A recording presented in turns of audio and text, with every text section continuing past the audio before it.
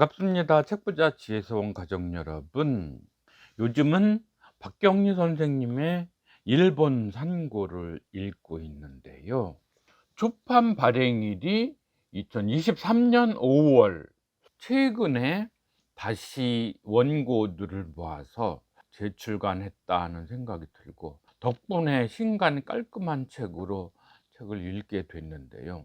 일본이라는 나라는 요즘 좀 아무래도 특별한 시선으로 바라보게 되는데요. 바로 전에는 롯본기 김교수라는 유튜버의 콘텐츠를 보다가 이 책까지 읽게 됐고, 이 책은 이제 김갑수 선생님, 문화평론가라고나 할까요? 김갑수 선생님 추천으로 이 책을 알게 돼서 읽고 나서 일본에 대해서 다시 보게 된 거죠.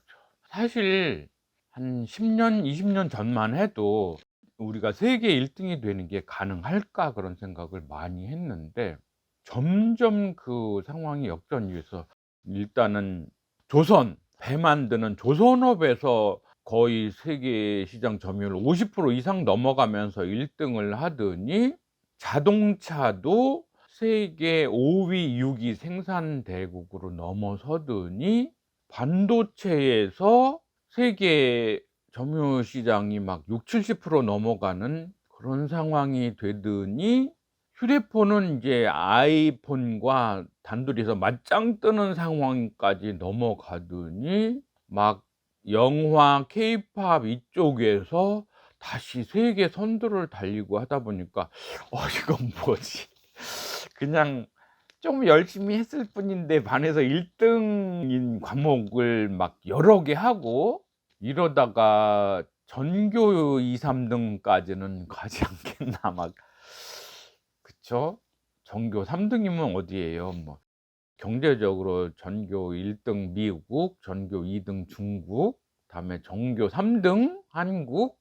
당장은 어려울 수도 있겠지만 통일까지 돼서 북한 노동력 앞세우고, 그거는 이제 막 DMZ 산업단지 이런 거 개발해서 북한 노동력 쓰면서 다시 제조업에 르네상스 들어오고, 또 북한 철도 횡단해서 시베리아 횡단 열차까지만 가동을 시키면 중국 애들, 일본 애들 유럽으로 배로 수출하는데, 우리는 철도로 일주일 만에 막 유럽에 도착시키고 이러면 제조업 생산 경쟁력과 운송 경쟁력이 더해지면서 세계 3등 그 정도 할 수도 있지 않나 하는 생각을 해 보면서, 아시아권 2등, 아시아권 2등, 세계 3등, 등수가 중요한 건 아니지만 그 과정에서 GDP, 부가가치 생산성 이런 걸 높인다는 차원에서 굉장히 바람직하다는 그런 생각을 하고요. 일본은 그런 면에서 내가 열심히 했는데 일본이 뒤처지나 싶었는데, 요즘 대통령도 특별한 사람이 나오고, 그런 특별한 사람을 지지하는 사람이 절반에 가깝다는 자체도 납득하기 어려운 상황에서, 그래도 내가 열심히 해서 1등이 되고 상대편은 더 못해서 2등이 되고, 그런 레이스를 펼쳐 나가다 뭔가 상대편이 다시 막 추월을 해서 앞서가는 느낌이 드는 이런 상황이 좀 불편하기는 한데요.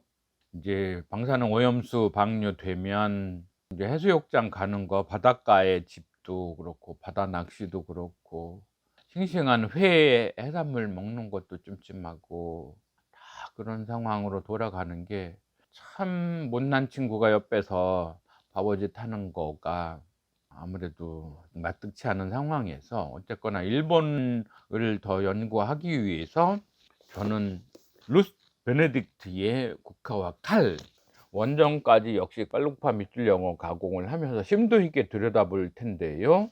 이쪽 일본 연구에서는 우리나라의 시조새라면 이어령 교수의 촉소지향의 일본인, 그런 게 있을 텐데, 그 책은 그다지 사고 싶지도 않고 리뷰해 보고 싶지도 않은 것이, 이어령 선생께서 저는 좀 충격이었는데, 말년에 가서 지성에서 영성으로, 한때 지성이다 얘기되던 사람이 영성을 들고 나오면서 마치 지성 위에 영성이 있는 것처럼, 그 영성도 뭐 대단한 영성이 아니고 기독교를 놓고서 엄청난 영성인 것처럼, 그래서 또 영성이 엄청 위에 있는 가치인 것처럼 그렇게 추락하는 걸 보면서, 지성이 인류가 쌓을 수 있는 최고의 경지, 인문학적인 경지로 볼 수 있는데 그 위에 영성을 놓는 상황을 보면서 '아 이건 뭐지?' 해서 아주 입맛이 싹 사라진 상황이고요. 그래서 그 정도까지만 일본에 대해서 리뷰를 해 보려는데, 일본이 뭐 대단해서가 아니라 그냥 뭐 잘났나, 그것도 뭐 순수하게 일본을 연구하자는 차원에서가 아니라 서구 사람이 영어로 써 내려간 일본 해설을 보면서 '영어를 익히자.' 왜 영어 익힌다는 게 특별한 콘텐츠 없이 문법만 공부한다거나 뭐 토익 시험만 준비한다거나 이런 건 너무 맥 빠지는 일이니까, 좀 뭔가 약간 콘텐츠가 담긴 영어를 읽어 나가면서 어떤 그런 소양도 쌓고 영어 레벨도 높이는, 원어민과 더 친교를 높이는 그런 게 제가 도모하는 일이어서 이렇게까지 나가려고 하면서, 이 일본 상고는 정말 그냥 정신이 맑아지고 또 영혼의 울림이 가득한 그런 구절들이 많이 있어서 한번 꼭 읽어 보시길 이제 추천드리면서, 오늘은 특별히 눈에 띄는 구절을 좀 여러분과 음미해 보기로 하겠습니다. 박경리 선생님이 1926년 출생이고요. 우리가 독립하던 1945년에 20살이 되시니까 감수성 가득했던 사춘기를 일제시대를 보내면서 당연히 무슨 일본어 교육 같은 건 받으셨겠죠. 그래서 일본 문화, 일본 문학 이런 거에 대해서 상당히 정통하시다, 그런 생각이 들었고, 특히 눈에 띄는 구절을 먼저 리뷰를 하고요. 2 편, 3 편에선 더 자세히 하는 내용을 음미해 보기로 하겠습니다.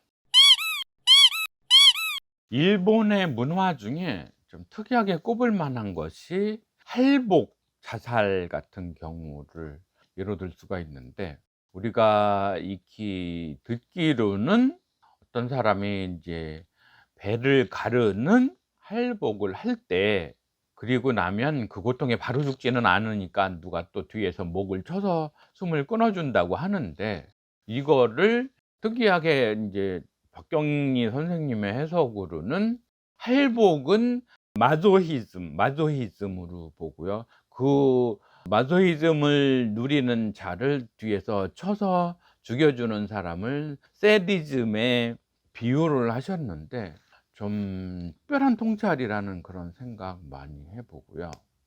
롯봉기 김 교수나 박경리 선생님이나 일본의 저열함, 특히 천황을 두둔하는, 천황이 의식의 중심에 있는 일본의 국민성, 영원히 민주주의와 타협이 될 수 없는, 저 민주주의라는 개념이 자신이 주인인, 주권자가 주인인 개념인데, 천황이라는 존재를, 그것도 단순한 상징적인 의미가 아니라 온 역사와 정치의식과 사회 문화적인 의식 구조가 오직 이 천황을 중심으로, 그것도 불과 100년도 안 된 거죠. 1945년에 군국주의, 일본 제국주의가 일왕을 위시해서 별 같지 않은 그런 전쟁론 이런 걸 갖고서 전 세계의 폭도로 국가 단위의 조직 폭력을 행사했던, 그런 생각을 했다는 자체가 인류사적으로 정말 돼지게 귀싸다기를 맞아야 될 정도의 상황에서, 어쨌거나 박경리 선생님도 일제 시대를 보내면서 그 정말 같지 않은, 어떤 사람이 같지 않은이라는 표현을 써서 웃겼는데 박경리 선생님이 또 같지 않다는 표현을 하시는 걸 보고는 좀 통쾌하다는 생각을 했고요.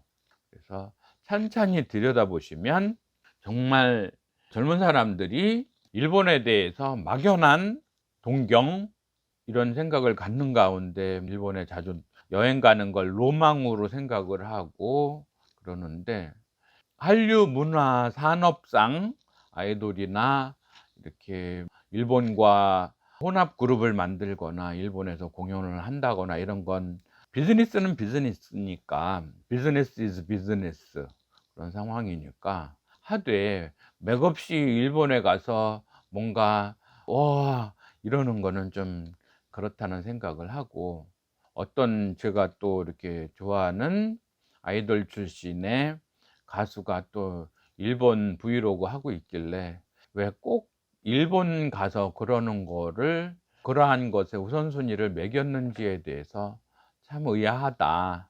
나름 나는 씁쓸하다. 다른 나라 다른 어느 곳에 가서 브이로그 하고 뭐 해도 박수 쳐 주고 정말 떠받드는 마음으로 얼마 전 유행했던 추앙하는 마음으로 바라봐 줬을 텐데, 일본 가서 그러는 거는 좀 꼴값은 아니라 해도 좀 봐주기 좀 그렇다, 그런 이제 댓글도 달고 그랬는데, 어쨌거나 일본은 굳이 동경할 만한 것은 없는, 실용적으로 우리가 뭐 흡수할 만한 건 흡수해서 소화하지만 그게 맛있어서 좋아서가 아니라 그냥 요기하기 위해서 먹는 정도가 일본 문화, 일본 지식 산업이어야 되지 않느냐 하는 생각을 하고, 소위 뭐 지식인 임내하는 사람들이 일본 가지고 어쩌고 저쩌고 하는 거는 지성 없는 일본 찬양하는 지식인들에 대해선 정말 남 같지 않으면